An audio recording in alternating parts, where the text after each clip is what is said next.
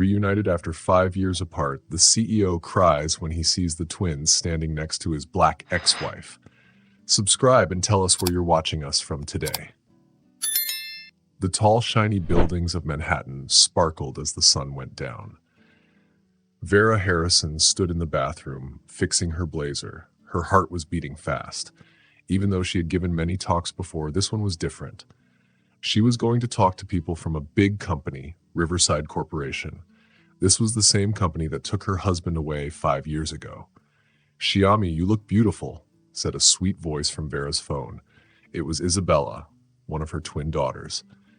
Lena, the other twin, happily agreed. They were both 7 years old and had their mom's quiet strength and happy smiles. "Thank you, my loves," Vera said. "Are you being good for Grandma Lilia?"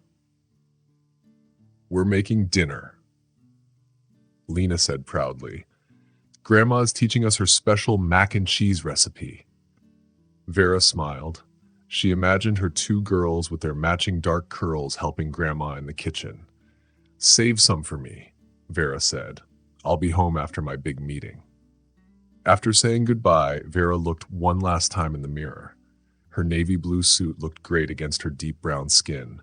She had put her long braids into a neat bun. She looked calm and strong, even though her heart was nervous. She might see Maximo today. Vera stepped into the elevator to go to the 45th floor. The ride felt super long. She took deep breaths and thought about her presentation. It was a big deal. If she did well, her company could win its biggest job yet. She couldn't let old memories or pain mess things up. Her daughters needed her to be strong. When the elevator opened, Vera walked into a room with many important people sitting at a big table. Her breath caught. Maximo was there. He looked different, older, more serious. His dark hair had some silver now. Maximo Martinez, the man who left her to focus on his job, the man who didn't know he had twin daughters. If he was surprised to see her, he didn't show it. But Vera noticed the way his jaw tightened, the way his hands clenched for a moment. "Miss Harrison," said the boss of the group, "please begin when you're ready." Vera nodded and started her talk. Her voice was calm and steady. She talked about her company's new medicine, how it helped people, and how they always cared about their patients. All the while, she could feel Maximo watching her.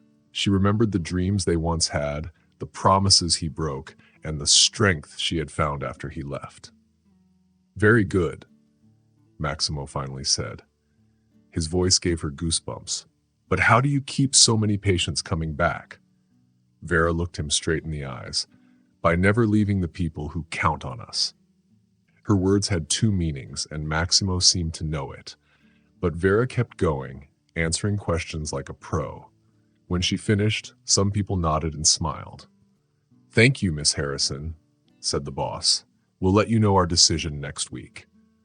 Vera picked up her things quickly. She didn't want Maximo to talk to her. She almost made it to the elevator when he called out, "Vera, wait." She turned slowly and tried to look calm. "Yes, Mr. Martinez?" "You look well," he said, coming closer. "I didn't know you worked for Farm Care now." "There's a lot you don't know about my life," she said. "By choice. You chose not to know." Maximo looked hurt. "I wanted to call you. I wanted to explain." "Don't," Vera said softly but firmly. "It's been 5 years. We've both moved on." "Have we?" Maximo asked. He was close now, so close she could smell his cologne. "Because seeing you today, I'm not so sure." The elevator dinged. Vera stepped inside. "Goodbye, Maximo." As the doors closed, her hands began to shake. She had tried to prepare for this moment, but nothing could have made her ready for how it felt to see him again. Her phone buzzed. It was a message from her mom. "The girls want to wait up for you. They made a mountain of mac and cheese." Vera smiled with tears in her eyes. She thought about her daughters, their love, their laughter, their little faces that looked like both her and Maximo. They were her miracle, her reason to keep going when everything had fallen apart. On the way home in a cab, Vera thought about Maximo. Would he find out about the girls now? What if he didn't want to be part of their lives? She had to protect Lena and Isabella. She couldn't let them get hurt. When she reached her small house in Brooklyn, the lights were on. Vera could hear the girls giggling and her mother's warm laugh. This was her real life, the home she built after everything crashed, and she would protect it no matter what. She reached for the doorknob, but her heart was heavy. Things might change now. Maximo was back, and that could bring trouble, or something more. The door opened and the twins ran to her. "Mommy." Vera picked them up in her arms, holding them tight. She smelled their sweet little girl's scent and made a silent promise. No matter what happened next, she would keep their hearts safe. Even if it meant facing the past she tried to leave behind. Meanwhile, Maximo Martinez sat in his big fancy office at Riverside, staring out the window. A whole day had passed, but he couldn't stop thinking about Vera. She looked so strong, so smart, even more beautiful than he remembered. "Sir," his helper Rachel said, knocking on his door, "the board chose farm care for the job." "Thank you," Maximo said. He looked at the papers. Vera's work email was there. He stared at it. Should he write to her? He opened his laptop and searched her name. Many good things came up: speeches, awards, and charity work. Then he saw a news story. The title said, "Brooklyn Mother of Twins Leads New Healthcare Plan." He dropped his coffee. The picture showed Vera with two girls who looked just like her and like him. The article was from 2 years ago. The girls were 7. Maximo did the math in his head.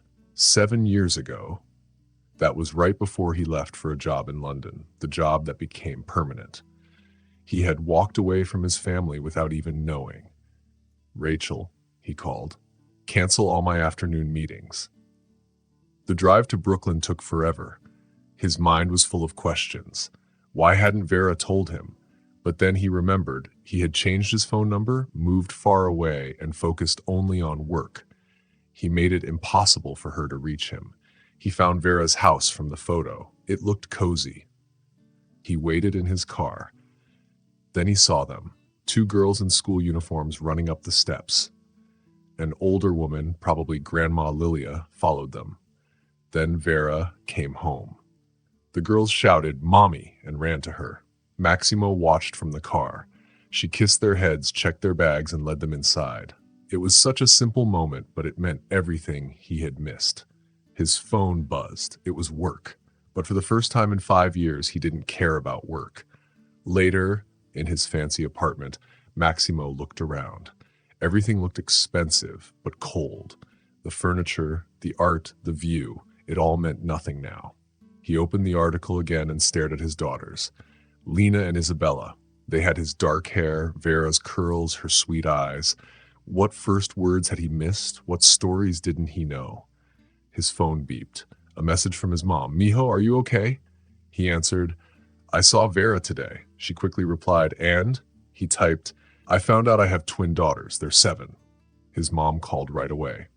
"Maximo Antonio Martinez," she said. "Tell me you knew." "I didn't, Mama," he said. "She was pregnant when I left, but I never knew." His voice cracked. His mother was quiet. Then she asked, "What will you do now?" "I don't know. Vera might hate me. She might not let me see them, but they're my girls. I missed everything." "Then you have to earn their trust," his mother said. "Start slow. Don't think about your guilt. Think about what's best for those little girls." After that call, Maximo stayed up all night reading books about being a good dad. He made a plan. He would write Vera a letter. He wouldn't ask for anything, just offer help, money, support, anything she thought was right. He would move as slow as Vera wanted. He would prove that he was ready. As the son Lilia, he looked at his apartment and made a big choice. He called his real estate agent. He needed to move closer. To Brooklyn. He found a place a few blocks from Vera's. Later that day, Maximo saw a work meeting reminder. He stared at it, then did something new. He gave the project to someone else. Some things mattered more than work. Vera sat at her desk and looked at a big cream-colored envelope. Maximo's handwriting was on it. The farm care contract had arrived with a personal letter from him. She hadn't opened it yet. "Mom," Lena called from the living room. "Can you help me with math?" Vera smiled and walked over. Lena looked confused while Isabella worked on a butterfly project. "What's the problem, sweetie?" Vera asked. "Fractions," Lena said with a sigh. "They're hard." Vera sat with her and explained it using pieces of colored paper. As Vera watched Lena's face light up with understanding, she wondered if Lena was good at math because of Maximo. Maybe this talent came from him. There were many things Vera didn't know about Maximo, things that might explain her daughter's talents. Isabella was very good at learning languages. Lena danced so gracefully in class. Were these gifts from Maximo's side of the family? After Vera read the girls their bedtime story and gave them goodnight kisses, she went back to her small office. A letter was waiting for her. It looked simple, but Vera knew it could change everything. From the doorway, her mother, Lilia, spoke. "You can't avoid it forever, baby." "I can try," Vera said with a small smile. "What if he wants to take them away? He has money and power." "He has no legal right," Lilia said kindly. "You tried to tell him about the pregnancy. He chose to disappear." Vera took a deep breath and opened the envelope. "Dear Vera, words can't show how sorry I am for walking away 5 years ago. I saw them yesterday, Lena and Isabella. They are beautiful and perfect. They look like you, but I also see myself in them. I know I don't deserve anything from you. I gave up the right to be their father, but I want to help in any way you think is okay. Money, legal papers, or just giving you their family's medical history. I bought a house in Brooklyn Heights, not to bother you, but to be nearby, just in case you want me to be part of their lives. I'll understand if you say no. I'll understand if you hate me. I added my phone number and email. Also, my mom, Ariana, wants you to know she would love to meet her granddaughters, but only if you say it's okay. Please know I am truly sorry. You have done a wonderful job raising them. They are lucky to have a strong and loving mother. Yours, Maximo." Vera put the letter down, her eyes full of tears. Maximo had never been this honest before. "What does it say?" Lilia asked quietly. Vera handed her the letter. Lilia read it slowly. "He sounds serious," Lilia said. "He left me, Mom. He left me when I needed him most." "Yes, he did," Lilia said, sitting beside Vera, "and nothing can change that. But maybe, for the girls, you should let him try to make things right." "The girls are happy. We're happy. Are you happy?" Lilia asked gently. "Or just safe?" Before Vera could answer, a small voice came from the hallway. "Mommy, I had a bad dream." Isabella stood there in her butterfly pajamas, holding her stuffed elephant. Vera quickly wiped her tears and opened her arms. "Come here, baby." As Vera hugged her, she noticed Isabella looking at the letter on the desk. At 7, the girls were getting more curious and more curious. How long until they start asking about their father? "Back to bed, sweetheart," she whispered, carrying Isabella upstairs. Lena was sleeping, her dark curls on the pillow. Vera kissed both girls goodnight. Back in the office, her mother was still waiting. "They're starting to notice things," Vera said. "Last week, Lena asked why Justin's dad comes to all his baseball games." "They'll have more questions," Lilia agreed. "Don't you want to help them get the right answers?" Vera picked up her phone and looked at Maximo's contact information. "What if he hurts them like he hurt me?" "Then you'll help them through it," Lilia said, "just like always." "But what if he doesn't hurt them? What if he's really changed?" Vera thought about the letter again. Maximo had been full of pride and dreams for Reunited, but people could change. "I need time," Vera said softly, "to think about what's best for Lena and Isabella." "Take all the time you need," Lilia said, kissing Vera's forehead. "But remember, protecting them might mean giving them a chance to know him, even if it might hurt." After her mom left, Vera read the letter again. Then she opened her laptop and started to write. "Maximo, thank you for your letter. You're right, you have no right to the girls. I tried to tell you I was pregnant, but you were gone. I've spent 7 years protecting them. I won't stop now. But they deserve to know their story. They're asking questions only you can answer. I'm willing to meet with you. alone, to talk about letting you be part of their lives. But remember, it will happen my way, at my pace. One wrong step, one broken promise, and it's over. If you're serious, send me times when you're free to meet. Her finger stayed over the send button, send button. This could change everything, their safe little world. But she thought about Isabella's questions, Lena's trouble with math, and all the moments Maximo had missed. She thought about the moments still to come. She pressed send.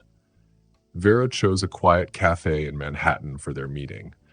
She didn't want to risk the girls seeing them together. She came early and sat in a corner, her back against the wall. She always liked to be ready for anything. Maximo came right on time. He wore jeans and a gray sweater instead of a suit, but he still wore his fancy leather shoes. "Thank you for meeting me," he said, waiting until she nodded before sitting down. He still remembered some manners. "I brought these," Vera said, placing a folder on the table. Photos, schoolwork, and medical info. Maximo's hands shook as he opened the folder. He gasped at the first photo. The girls at a school concert, Lena at the piano and Isabella with her violin. "They play music," he whispered. "Isabella started violin 2 years ago. Lena likes piano. She also dances." "They're smart too?" "Yes, they're good at math and languages." "My mother was a language teacher," Maximo said softly. A waitress came and they ordered. Vera noticed he still drank black coffee with 1 sugar. She now drank herbal tea. "Tell me about them," he asked. "Lena is serious and thoughtful. Isabella is cheerful and friendly, but both are kind." Maximo's eyes filled with emotion. "They're kind even after everything I did?" he asked. "They understand kindness because they needed it," Vera said. Maximo looked ashamed. "I have no excuse for leaving. I missed everything." "I don't want excuses. I want to know why you're here now." "Because seeing them made me feel the emptiness in my life," Maximo said. "I reached my goals. I have lots of money, but I felt lonely until I saw them." "They aren't here to fix your life, Maximo." "I know," he said. "They are my daughters. I want to be worthy of them." Their drinks arrived. Vera listened closely. Maximo was still the same in many ways, but he also seemed different, more humble. "If we try this, there will be rules," Vera said. "Of course," Maximo said, pulling out a notebook. "I expected that. No breaking promises, no visits canceled for work, no half-hearted plans." "Agreed. I've given my VP control of my work. I'm ready." "Second, I decide the timing. If I say slow down, you do. Of course. No gifts to win them over. No saying yes when I've said no." "I promise," Maximo said. "You've done a wonderful job. I won't mess that up." Vera showed him a video of the girls making her breakfast for her birthday. They laughed while flipping pancakes and made a mess. "They take care of each other," Maximo said. "Yes, each other and their grandma." "How's Lilia?" "Still cooking Sunday dinners. The girls help now." "Can my mom meet them too?" "Someday they should know their Cuban side." Maximo smiled. "She'll be so happy." He showed Vera a photo of a house. "I bought this. It's close, 3 blocks from your home. If that's too close, I can move. It's practical. Being nearby helps." Vera looked serious. "The girls will have hard questions about where you've been. I'll answer, honestly." She carefully put the photos back in the folder. "I need 2 weeks to talk to them. I'll wait. Thank you, Vera, for raising them, for not hating me." "I don't hate you. I stopped feeling anything long ago. This is about the girls." But as Vera left the cafe, she knew that wasn't fully true. One day, Vera saw someone she hadn't seen in a long time, Maximo, the father of her twin girls, Lena and Isabella. He looked sorry and told Vera that he wanted to change and be a better person. Vera didn't feel love for him anymore, but she felt something else. Hope. Maybe, just maybe, her girls could have a dad in their life now, even if he came late. Vera watched her daughters for a week. She wanted to find the right time to talk to them. She noticed things she hadn't seen before. Lena often looked at pictures of dads with their daughters at her friend's house. Isabella stayed quiet when other kids talked about fun times with their dads. One Saturday morning, they were all having pancakes shaped like animals and watching cartoons. It was their usual fun weekend time. Vera knew it was time to talk. She turned off the TV and said gently, "Girls, can we talk about something important?" Lena and Isabella looked at each other. They had their special twin way of talking without words. Then they sat on each side of Vera on the couch. "You know how families can be different?" Vera said, her heart beating fast. "Some kids live with just their mom. Some live with their dad. Some live with grandparents." Isabella nodded. "Like my friend Michael. He lives with his dad and stepmom." Vera took a deep breath. "Yes, and you know your dad hasn't been part of our family, but that doesn't mean he isn't real." Lena sat up straight, her big brown eyes serious. "Did something happen to him?" "No, sweetie," Vera said softly. She took out her phone and showed them a photo she had taken of Maximo. "This is your dad. His name is Maximo Martinez." The twins leaned forward and stared at the picture. "He looks like Lena when she's thinking hard," Isabella said. Lena didn't say anything at first. She looked at the photo with a serious face. Then she asked the question Vera had been afraid of. "Why didn't he want us?" Vera pulled her daughter close and hugged her. "Oh, sweetheart, it's not that he didn't want you. He didn't know about you. I tried to tell him, but I couldn't reach him. He knows now." "Did he see us?" Isabella asked in a small voice. "Yes, he saw you from far away, and he really wants to meet you both," Vera said. "But only if you want to, and only when you're ready." Isabella started asking questions. "What does he do for work? Does he like music? Where does he live?" Lena stayed quiet. Then Vera gently asked, "What are you thinking, Emmy? Will he leave again?" Lena whispered. Vera held both girls tightly. "I don't know the future, but I do know this. You will always have me. Always. If your dad comes into your life, it has to be because he wants to stay." "Does Grandma Lilia know?" Isabella asked. "Yes, she supports whatever we choose. And your other grandma, Ariana, your dad's mom, wants to meet you too." "We have another grandma?" Lena asked, sounding surprised. "Yes, she lives in Miami and she's Cuban. That's part of who you are too." The girls were quiet, thinking about everything. Finally, Lena said, "Can we think about it?" "Of course," Vera said, kissing her forehead. "There's no rush." Isabella, who always had big questions, asked, "What should we call him?" "You can decide that together if you meet him." Vera made them hot chocolate, and the girls whispered to each other on the couch.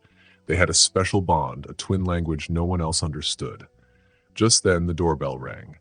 It was Grandma Lilia, coming for her usual weekend visit.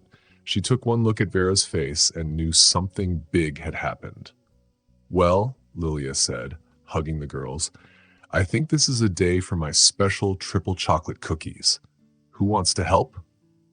As they baked, the girls asked Lilia some questions they were too shy to ask Vera. "Did you know our dad?" Isabella asked. "Yes," Lilia said. "He was different back then. He was kind and made your mom laugh a lot. He had a good heart, even if he made mistakes." That evening, Vera found the girls in their room. They had pulled out their memory box. "What are you looking for?" Vera asked.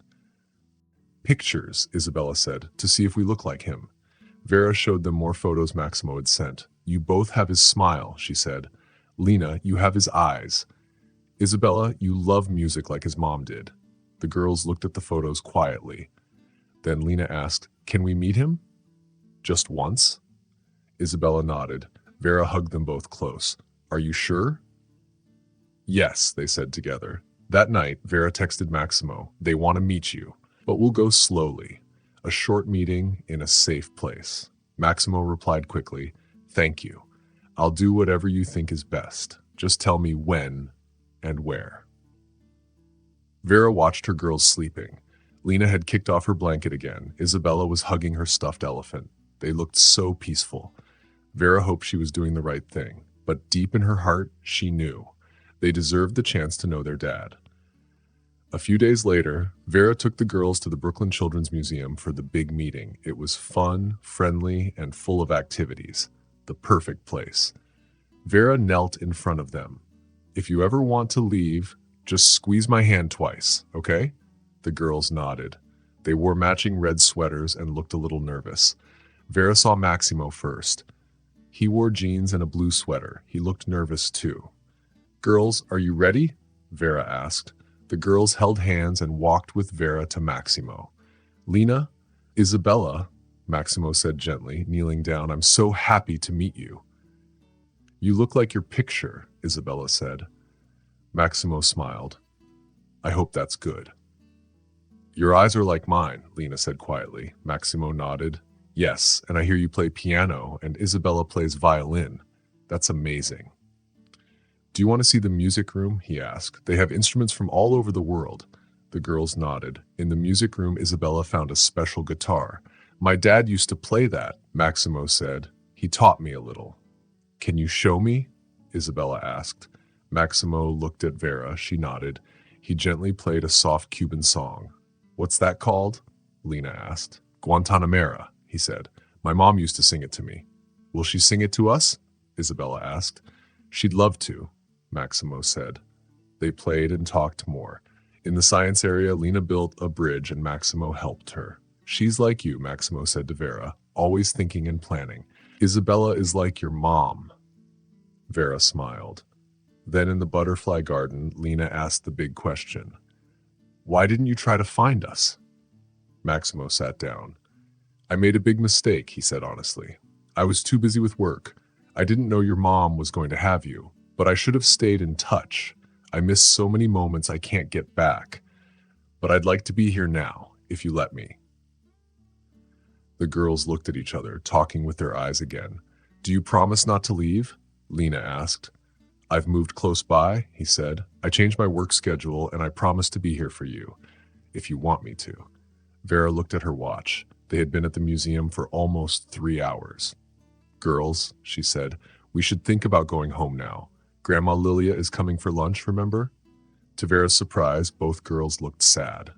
"Can we show him one more thing?" Isabella asked. "The space exhibit?" Vera asked. After she said yes, the girls happily led Maximo to the space display. They told him about their favorite parts, talking more and more as they got excited. Vera stayed a few steps behind, watching as her daughters slowly began to talk with their dad. When it was time to leave, Maximo knelt down to talk to the girls. "Thank you for letting me meet you," he said softly. "Would it be okay if we did something like this again?" The twins looked at Vera first. That made her heart feel full of love and pride. When she nodded, they turned back to Maximo. "Yes," Lena said, but she said it slowly. "As slowly as you want," Maximo promised.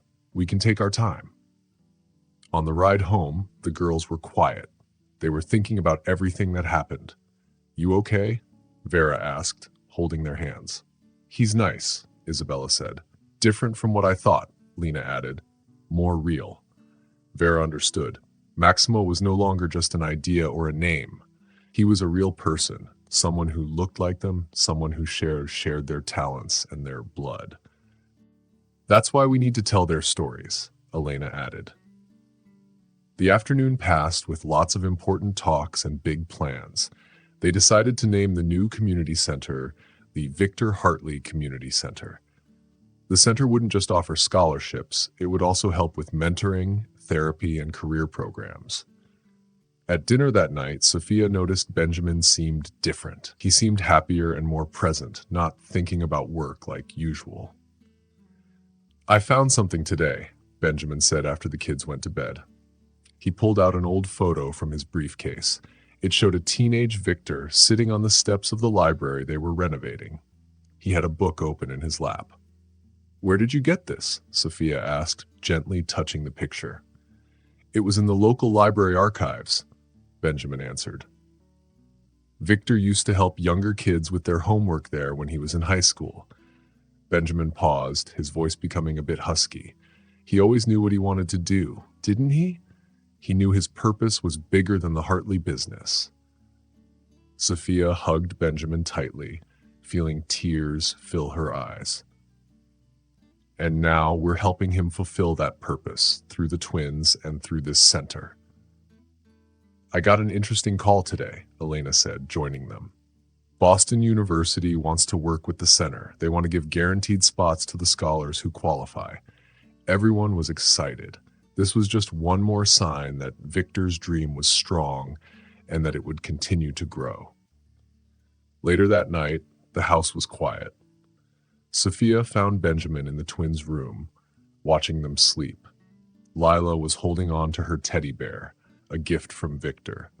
Elliot was sleeping with his little hands stretched out, almost reaching for Leela. "They're a miracle," Benjamin whispered, wrapping his arm around Sophia. "Through them and through this center, Victor is still here, still making a difference." Sophia rested her head on Benjamin's shoulder. Her heart was full of love and gratitude. The road hadn't always been easy, but everything they'd gone through had led them to this moment. Now, the past wasn't something to fear. It was a light showing them the way to a hopeful future. Snow was falling softly over Boston when the news came. Sophia's biological mother had passed away in a small hospital in Rhode Island. A social worker called to tell her. "She asked about you in the last few days," the social worker said on the phone. "She left some letters and a diary for you." Sophia was in the office of the community center, surrounded by building plans and reports. Benjamin, who was on a video call, immediately noticed that something was wrong when he saw Sophia tense up. "I need to go to Providence," Sophia said after Benjamin ended his meeting. "There are some things I need to figure out about my past." Without hesitation, Benjamin said, "I'll go with you. Elena can stay with the twins." The 2-hour drive to Providence was quiet. Each mile brought Sophia closer to a part of her past that she had kept hidden.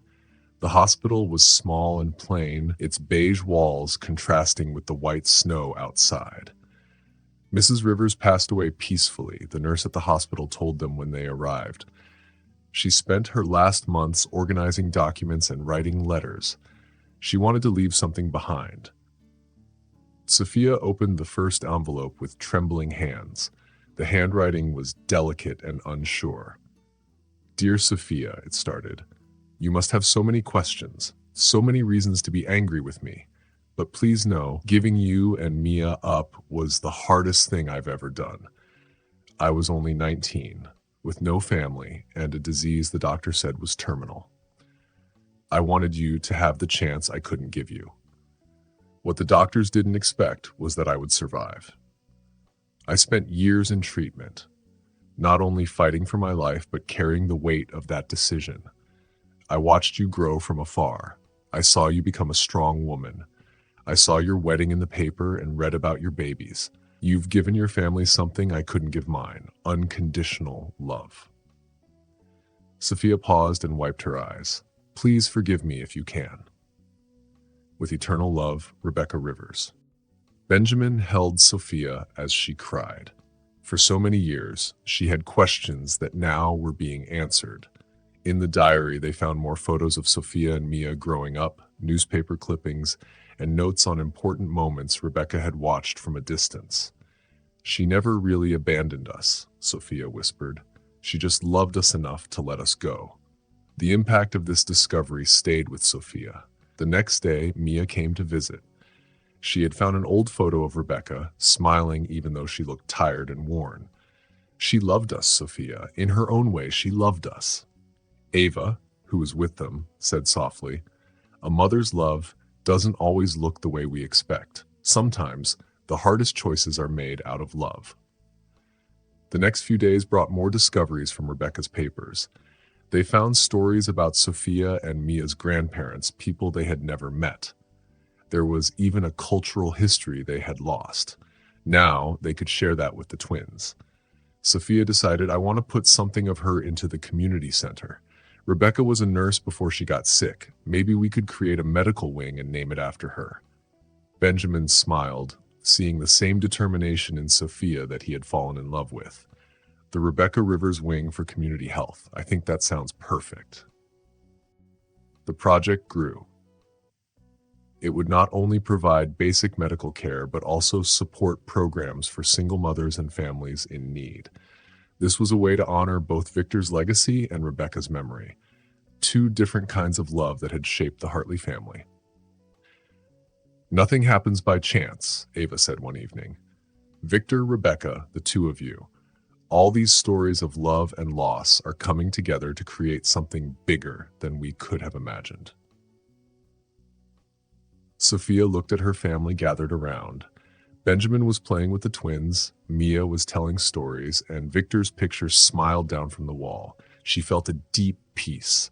Her past was no longer something to be afraid of. It was part of a larger story of love and forgiveness.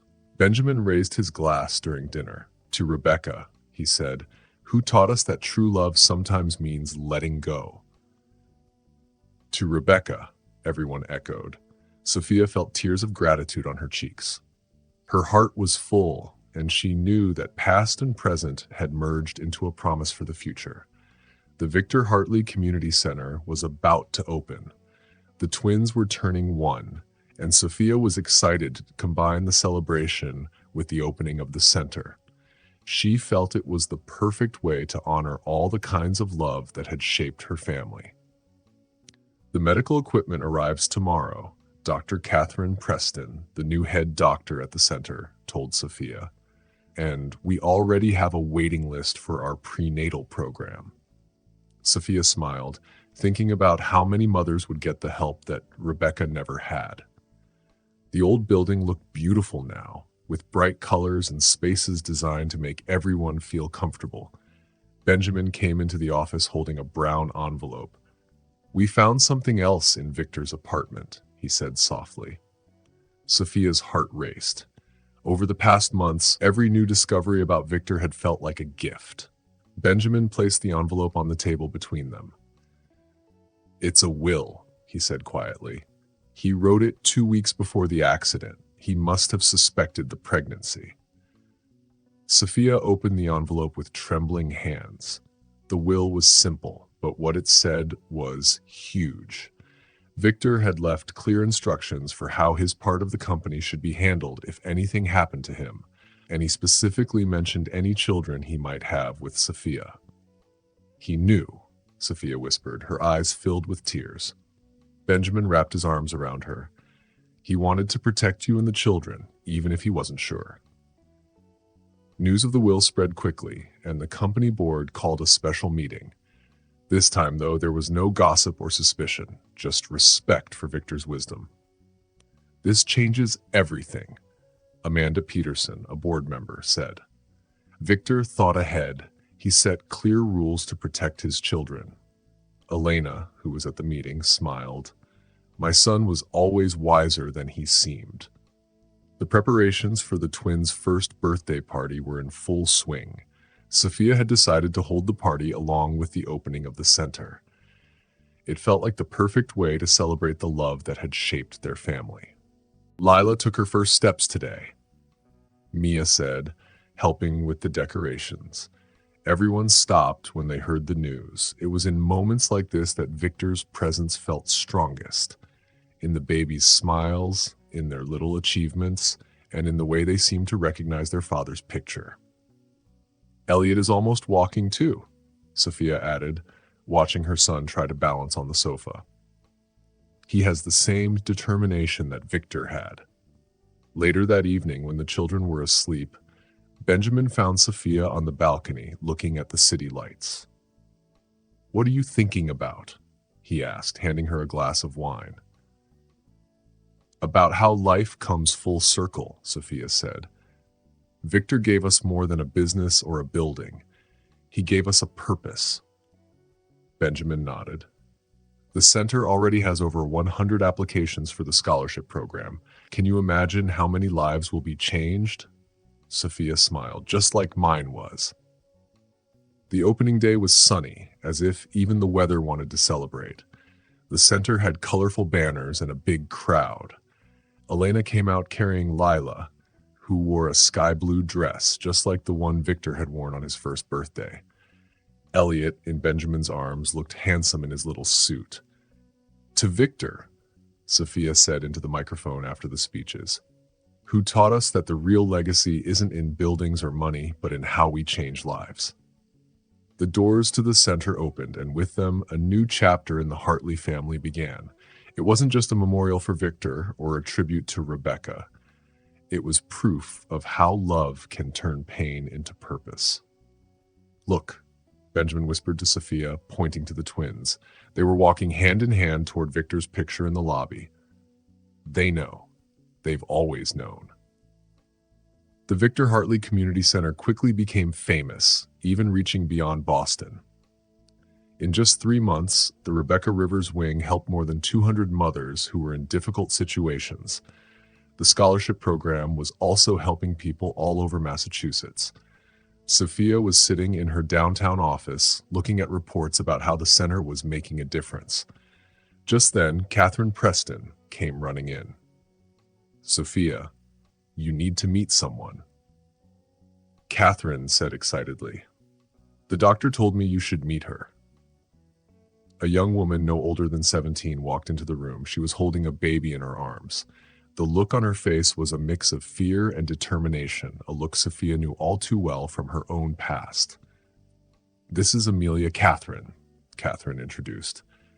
She came to the center yesterday. Her story, well, you need to hear it. Amelia sat down, gently holding her baby. My mom was your mom's patient, she began softly. Rebecca Rivers helped her during her cancer treatment a few years ago. She always said that Nurse Rivers was the only one who truly understood her. Sophia's heart started to race. Another connection, another piece of her past coming back.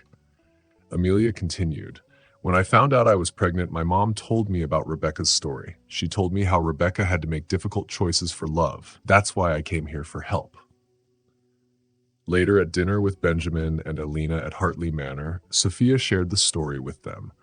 Lila and Elliot, now 13 months old, were playing on the floor with their toys. It's amazing how all these stories are connected, Alina said, watching her grandchildren play. Benjamin took Sophia's hand and said, the center is becoming exactly what Victor dreamed of, a place of second chances and new beginnings.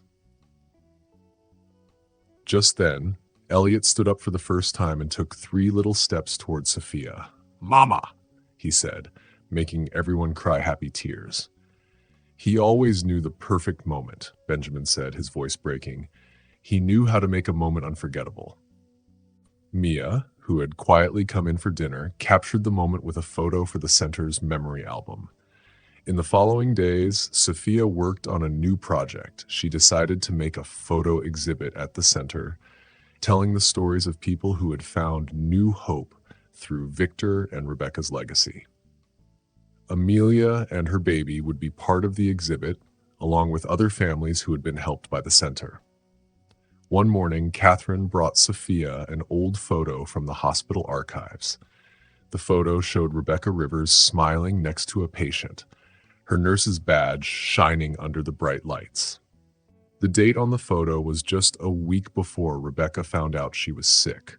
Sophia studied the photo, seeing the kindness in Rebecca's eyes. It was the same kindness she saw in Victor's eyes, and now she saw it in her children's eyes. I sometimes wonder, Sophia said to Benjamin that night as they watched the twins sleep, if all this wasn't meant to happen by something bigger than us. Victor, Rebecca, the center. Everything fits so perfectly. Benjamin hugged her from behind, resting his chin on her shoulder. I believe that special people leave waves of love that continue long after they're gone, he said. It's our job to keep those waves alive. The photo exhibition opened on a beautiful spring evening. It was filled with families who had been helped by the center and members of the Boston business community. The stories in the pictures created a tapestry of hope and new beginnings. Sophia spoke at the event. Victor and Rebecca taught us that true love shows itself in mysterious and powerful ways. And to everyone who has found a new beginning here, you are living proof that there are no endings, only new chapters. As guests looked around the exhibit, Sophia saw Lila standing in front of Rebecca's picture. Her little hand was stretched out like she was trying to touch the photo. Soon, Elliot joined her, and the two of them stood there together, staring at the grandmother they would never meet. "They feel it?" Elena whispered, standing nearby. "They feel the connections, the bonds that time can't break." Later that evening, when the guests had left, Sophia found a new letter on her desk. It was from Amelia. The letter said, "The center gave me more than medical help or money. It gave me hope. It showed me that even the hardest stories can have happy endings." Sophia kept the letter, along with all the others she had received from people whose lives had been touched by the center. Rebecca's, Victor's, and many others. Each letter was proof that love, in all its forms, could go beyond time and change lives. That night, Benjamin found Sophia lost in thought. "Ready to go home?" he asked gently. "Yes," Sophia smiled. "Our story is still being written." Benjamin kissed her softly, and each chapter is more beautiful than the last. In June, 6 months after the Victor Hartley Community Center opened, Sophia received exciting news. A university in Chicago wanted to create a center just like theirs. They had heard about the center's success and wanted Sophia to give a presentation. Benjamin handed Sophia the invitation. "The dean really liked the Rebecca Rivers wing," he said. Sophia thought about it. "That means we could help even more people," she said, imagining how many others like Amelia could find hope through Victor's legacy. "I'll go with you," Benjamin said without hesitation. "Ava has already offered to watch the twins. Plus, Chicago is where Victor went to college. There are a few places I'd like to show you." Everyone in the family helped prepare for the trip. Catherine would temporarily take care of the center, and Mia promised to visit the twins every day. "They grow so fast," Ava said as she watched Lila try to feed her teddy bear with a spoon. Every day is a new memory of Victor. The night before they left, Sophia found Elliot sitting in Benjamin's office, carefully flipping through an old photo album.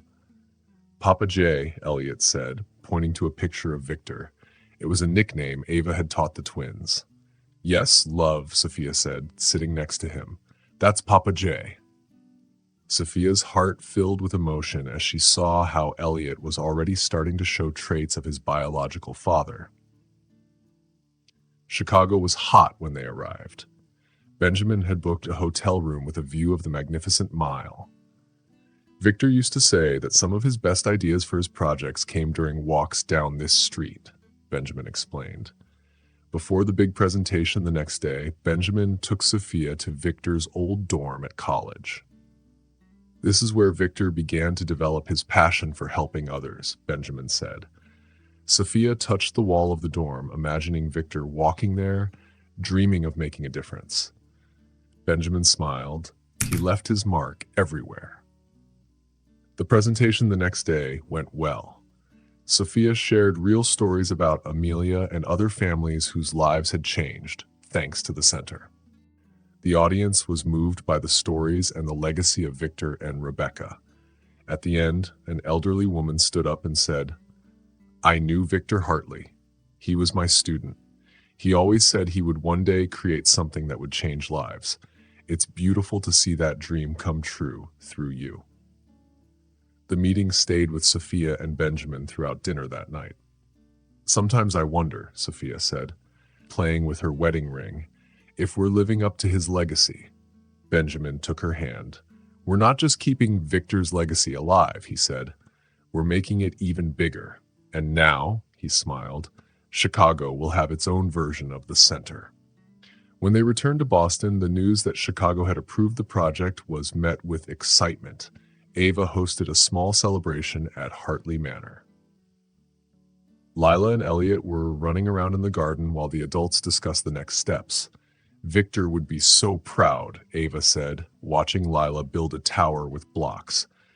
Sophia hugged her mother-in-law, both of them sharing a quiet moment of understanding. Victor's love was still growing, still touching lives, and his legacy was extending far beyond Boston.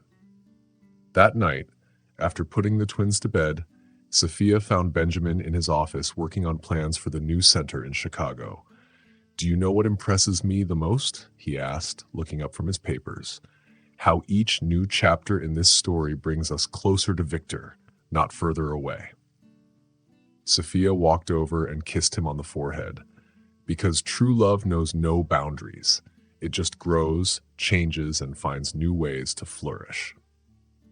The success in Chicago sparked even more interest. In just 2 months, 3 other cities, Denver, Seattle, and Atlanta, wanted to create their own Victor Hartley community centers. It's like a chain reaction, Sophia said during a video call with the new Chicago team. Benjamin smiled as he entered the room with Elliot. The little boy rushed to show Sophia his latest drawing, colorful doodles of what he called Papa J in the sky. Sophia's heart squeezed as she realized how deeply Elliot was connecting with his father's memory. Benjamin looked at Sophia. "We have an interesting situation," he said, mentioning that Alexander Hayes, a former board member, wanted to make a big donation to the center. His granddaughter, who was pregnant and scared, had found help at the Rebecca Rivers wing. "It's ironic," Sophia said, remembering how Alexander had once criticized the center. "Life has a funny way of showing us what really matters." Ava smiled. "The universe does have a sense of humor." Elena was shocked when she heard the news over dinner. Lila, who was sitting on her lap, was playing with a small pearl necklace, a family heirloom that Victor had promised to give to his future daughter. "Mama!" Lila suddenly called out, pointing to a picture of Victor on the wall. "Papa J!" she said, smiling. Her innocent words made everyone quiet for a moment. It was true. Victor had the same bright smile in that picture that Lila had. It was the kind of smile that could light up a whole room. "I found something today," Mia said, walking into the dining room. She had a dusty box in her hands from Rebecca's old apartment. "The hospital was cleaning out some things and contacted me. Inside the box, along with some old photos and personal papers, was a diary that Rebecca kept about her work. It was full of her notes about the people she cared for. It showed how much she helped others in her short time as a nurse." "Look at this," Sophia said, her voice shaking as she read one of the pages. It says, "Rebecca took care of Amelia's mother. She helped her even though the woman was very sick.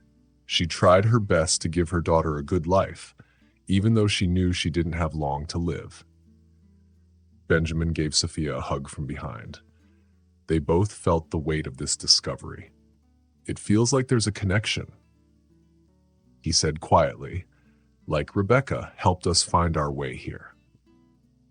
The next day, Catherine Preston set up a small ceremony at the Rebecca Rivers wing of the community center. It was for the mothers who had been helped by the center. Many of them shared their stories, and one of them was Samantha, Alexander Hayes' granddaughter. She was pregnant and spoke up, saying, "I was lost before. My grandfather always told me to care about what other people think, but here I found something more important. I found truth, acceptance, and hope." Sophia looked over at Alexander Hayes, sitting at the back of the room with tears in his eyes. After the ceremony, he came up to her. "I was wrong," he said, his voice full of emotion. "About you, about the center, about everything. Victor always saw beyond what others thought and saw the good in people. I see now how your work is living on his legacy." Before they could say more, Elliot came running in with another drawing. This one showed the community center, and he had labeled all the people in it as family. "That's what we've made here," Sophia said to Alexander, pointing to the drawing. "A big family, one that's not just about blood, but about caring for each other. This is what Victor dreamed of." Benjamin found Sophia later on the balcony, looking at the sunset over Boston. "All of them," he said softly. "Victor, Rebecca, all the people who helped make this happen." Sophia nodded. "I wonder if they knew that they were planting seeds that would grow long after they were gone." Benjamin smiled. "True love does that. It keeps on giving, even after we're gone." The twins were sleeping peacefully in their bedroom, their little faces lit by the soft light of their nightlight. Elliot's latest drawing was on the bedside table next to a picture of Victor. The two generations were connected by love, even if no one could see it. Then, one day, Sophia got a phone call from Victor's lawyer. He had been going through old papers and found a letter that Victor had written to Sophia just before his last trip. "I need to see you immediately," the lawyer said, sounding urgent. Sophia was at the community center working when she got the call. Benjamin met her at the law office. They sat down in front of the lawyer, who handed them a yellowed envelope. Victor left instructions for this letter to be delivered only when the center was fully set up and growing, the lawyer explained. Sophia's hands shook as she opened the envelope. She recognized Victor's handwriting immediately. "My dear Sophia," the letter began, "if you're reading this, it means that my dream has come true. Even if I'm not there to see it, I always knew you would be the one to make it happen. I knew you'd bring this vision to life, even before I found out about our children." Sophia's eyes filled with tears. "There's something I need to confess," Victor had written. "The night before my accident, I found out that you were pregnant. I heard you talking to your sister about how you were going to tell me. I wanted to run to you right then, but I had one more meeting in New York to finish. But I want you to know that night when I heard about our children, it was the happiest moment of my life. I want you to know that everything has happened the way it was supposed to.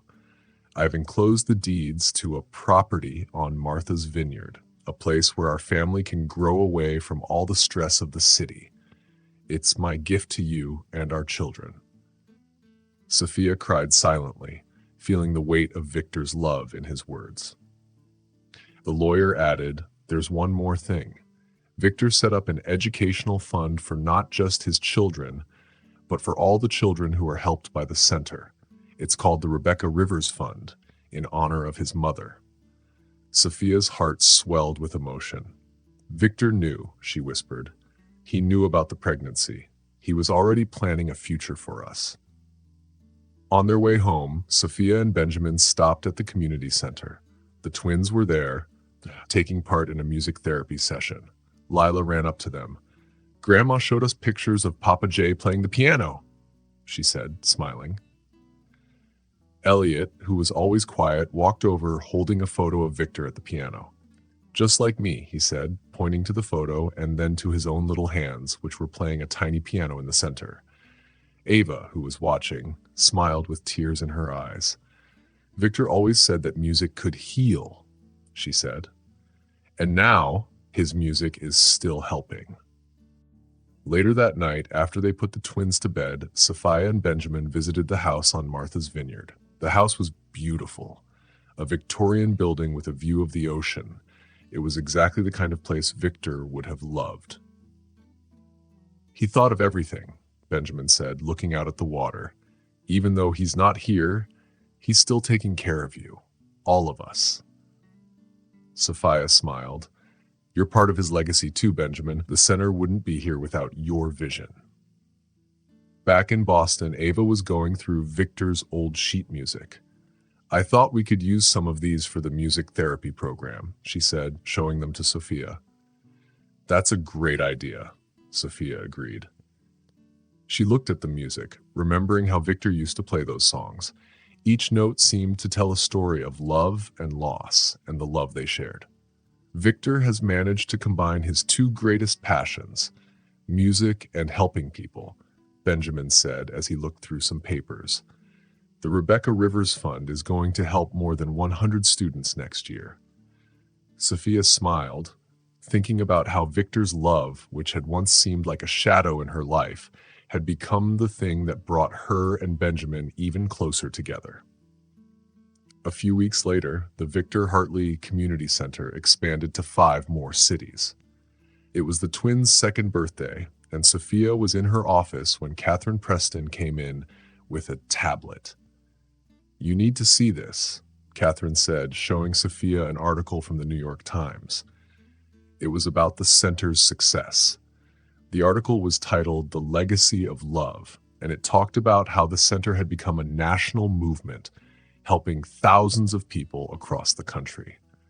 Sophia's heart raced as she read about how their work was inspiring other programs. The Rebecca Rivers Fund has transformed over 1,000 lives in just 2 years, Benjamin said proudly. Sophia felt her heart fill with love. The twins, now 2 years old, were growing up to be just like Victor. Lila, who loved to smile, had the same bright smile he had. Elliot, who loved music, was already playing the piano just like Victor. That day, Ava came into the room carrying an old box.